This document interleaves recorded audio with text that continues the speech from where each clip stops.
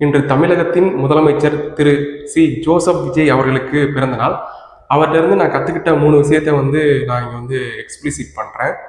முதல்ல வந்துட்டு அவர பத்தி தேர்தல் சமயத்துல பல்வேறு கருத்து கணிப்புகள் வெளிவந்துச்சு. அப்ப அந்த நேரத்திலயும் வந்துட்டு கான்ஃபிடென்ட்டா இருப்போம், நல்லதே நடக்கும் அப்படின்னு சொல்லிட்டு ரொம்ப பாசிட்டிவான ஆட்டிட்யூட்ல வந்து பேசினாரு. அந்த பாசிட்டிவ் ஆட்டிட்யூட் வந்து எல்லா நேரத்துலயும் நமக்கு தேவை.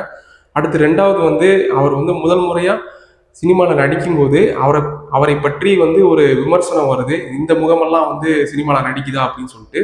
அந்த பத்திரிக்கையில அவருடைய முகம் இருக்கிற மாரி அட்டைப்படம் வெளிவரும் வகையில் அவர் வந்து கடுமையாக உழைத்தார்.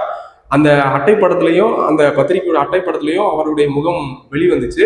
அத அவங்க வீட்ல வந்து ஃப்ரேம் பண்ணி மாட்டியிருக்கிறதா வந்து சொல்லுவாங்க. அதாவது ஒருத்தருடைய விமர்சனத்த எடுத்துக்கிட்டு நியாயமா உழைச்சு அவங்க வாயிலே இருந்தே வந்து நம்மளை வந்து பாராட்டு வாங்கணும் அப்படின்ற ஒரு விஷயத்த வந்து அவர்கிட்ட இருந்து நான் கத்துக்கிறேன். அதுக்கப்புறம் வந்துட்டு சைலன்ஸ். அது வந்து இப்போ அவர் மேல் பல்வேறு விமர்சனங்கள் வந்தாலும் அந்த சைலன்ஸா இருந்துகிட்டே வந்து செயலாற்றக்கூடிய யுக்தியை வந்து நான் அவர்கிட்ட கத்துக்கிறேன்.